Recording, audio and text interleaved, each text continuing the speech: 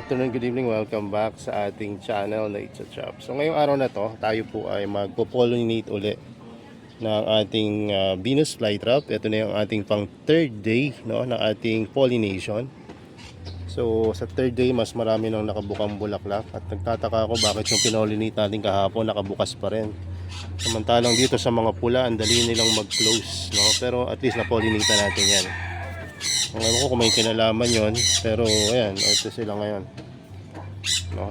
Yung mga bagong nag-open na flower. So mas mukhang mauuna tong mag-produce, no, ng seeds itong pula, no? Pero parang mas maganda yung quality ng seeds na itong green, kasi talagang ang laki ng bulaklak nila kumpara dito sa red. Anyway, atin na siyang i-pollinate. Ayan. Testo ko lang dito yung aking gimbal or camera. No, at pasensya na kayo kung hindi nyo masyadong makikita kasi maliit lang talaga to eh. Pero marami na akong video dyan about the pollination. Pangatlo na nga to. So, panoodin nyo na lang kung ano yung aking mga gagawin. So, hindi ko masyado palang isuzoom. Medyo lumalabo na yung quality. Ayan. So ngayon meron ako dito na ayan, toothpick, no? Ito yung ginagamit ko na pangkuha ng pollen, no? Usually ang ginagamit nila ay ito, Q-tip o yung dito, cotton buds, no? Pero yung iba naman ginagamit brush na itim. Mas okay siguro yung brush na itim. Pero ang meron kasi ako dito itong toothpick na nilagyan ko na lang ng itim para mas kita yung pollen.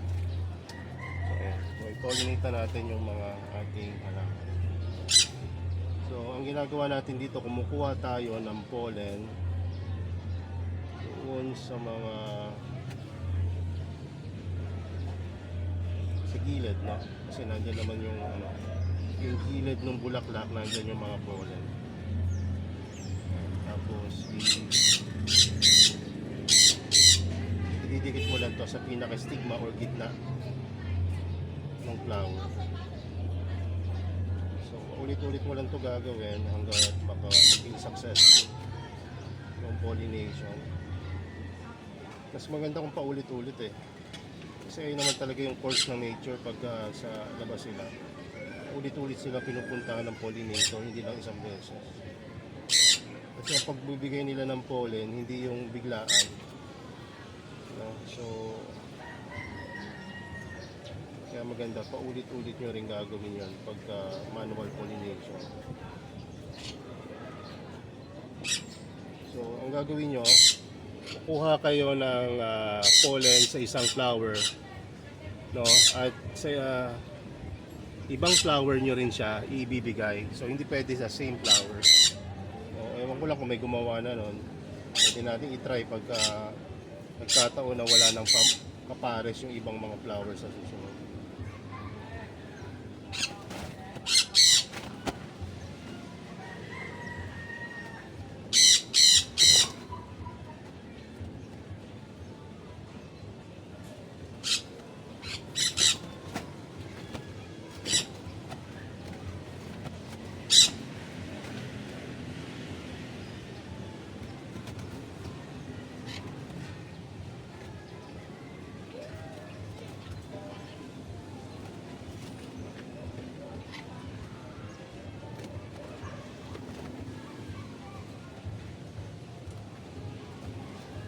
Tapos yung isa pa pala na ano niyo, yung kamay niya dapat malinis. Hugas kayo ng kamay bago kayo mag-handle ng pollination o bago niyo hawakan yung inyong mga halagang halaman.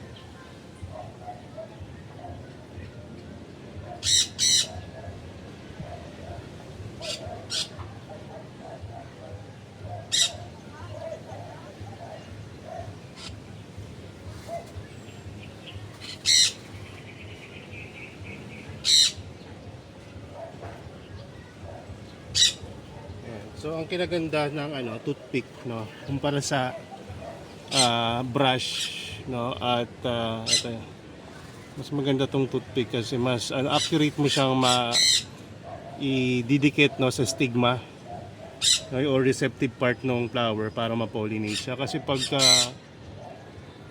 brush, no, usually malalapad dyan, no, pero kung makakuha kayo nung parang ganito lang rin yung size, okay rin yung na yon, brush na maliit, no, may nabibili naman yan na mga kumbaga maliliit yung tip na brush, no, so pwede yung gamitin as pang pollinate.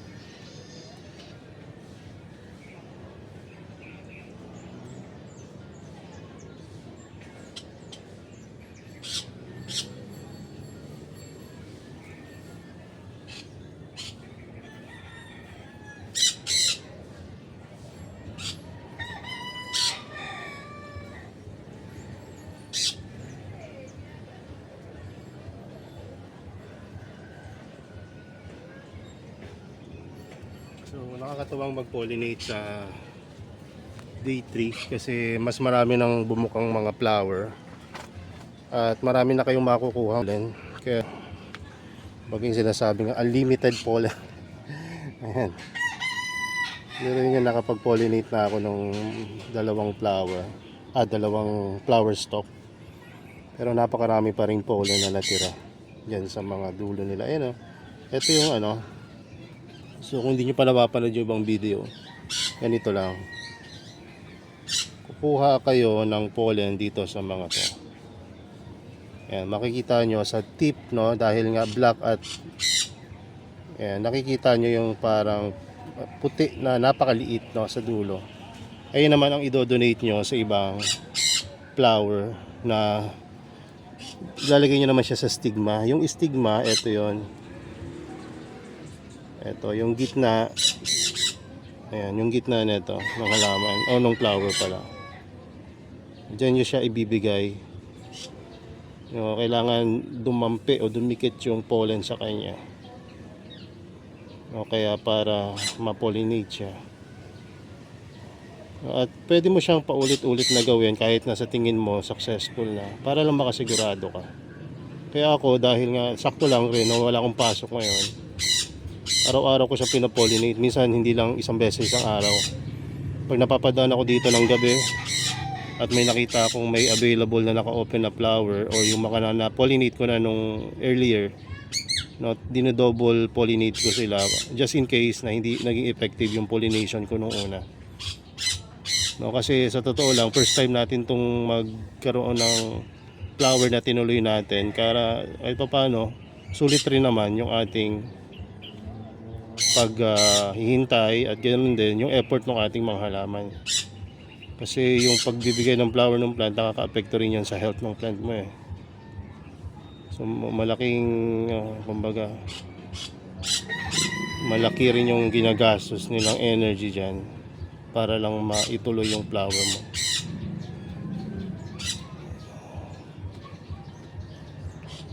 Iniisip ko nga, itatanim ko to ng per level ng bawat plant na mother nila para properly documented.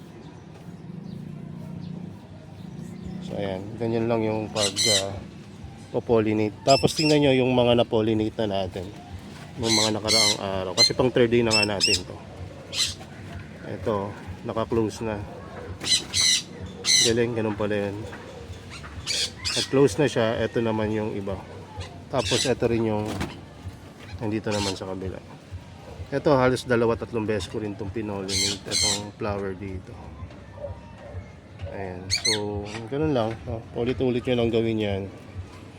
At huwag kayong mag-aalala kung isa lang yung pala yung nag-flower. Dati kabado diba tayo na isa lang nag-flower, walang kasabay, walang maikukrusan. Pero sa totoo lang, pwede nyong gawin ganito. Kung isa lang yung nag-flower na Venus flytrap nyo, yung pollen neto ilagay nyo lang dun sa kabila. Tapos ganoon din, itong pollen dito ilagay nyo naman dito. Kung dalawa lang yung bulaklak, pero usually yan more than 2. Etong ang very unhealthy ko na mother, ang naging flower niya ilan? 1, 2, 3, 4. O diba? Unhealthy pa to. Pero dito sa mga medyo mas healthy natin na plant, dito sa isa na to, no, 2, 4, 6, 8, 9, no? 9 flowers. Ito naman tingnan natin dito. Maganda rin kasi na na-document natin to para may idea tayo kung ilang flower ba pinoproduce nila. 3, 4, 5, 6, 7, 8, 9, 10, 11. Aba, 11? Marami-rami pala itong pula. Ito namang, ito namang gap teeth. Ito malalaki pero konti eh. 1, 2. Wait lang ah. Hindi ko makita. Ang dami sa ilalim pala. So ang nakikita ko lang, bibilangin ko. 1, 2, 3, 4, 5, 6. Wait lang po ah. Pasensya na sa gulo ng camera. 6, 7, 8, 9, 10. So sa mga 10 rin. So nasa ano rin pala, around 10 pala yung pinoproduce nila pagka healthy na yung halaman. So sana kahit pa paano may natutunan kayo. Kung hindi nyo masyado nakita kanina, so ganito lang yung ginawa ko. Kuha ko ng pollen dito sa mga nasa taas na yan. Hindi nyo kailangan sobrang dami, basta't may makuha kayo. So yun o, makikita nyo dyan, ayun, meron na, di ba, sa dulo. Tapos ayan, ilalagay nyo yan doon sa gitna ng plant na gusto nyo i-pollinate. Ito mas malaki-laki to para makita nyo to. Zoom natin ng konti para mas accurate. Lalagay nyo lang dito sa gitna. Kasi ito medyo close na, pero malaki na yan kasi mas receptive na yan eh. So lalagay nyo lang sa gitna, idabdab nyo lang ng kaunti.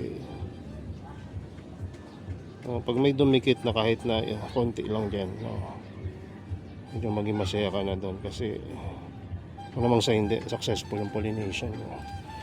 Pero titingnan pa natin to, obserbahan sa mga susunod na araw kung talagang magiging successful yung pagpo-pollinate natin. Pero medyo confident naman ako naging successful pong pollination natin. Kasi by observing doon sa ibang nagpo-pollinate ng BFT, halos ganun lang rin yung cycle niya. So mas maganda rin makita nyo update nito sa mga susunod para malakita nyo talaga kung okay ba talaga na mag-pollinate, successful ba ang ginawa ni Kuya Brian or failed. No, kasi kung failed to, bakit hindi na ako hayaan na magpa-flower to ulit. Kasi kumbaga ngayon talagang ilang beses ko sila pinopollinate, no, kaya malamang sa hindi maging success tong ating pollination. So yun lang muna at salamat sa inyong panonood. God bless and bye bye.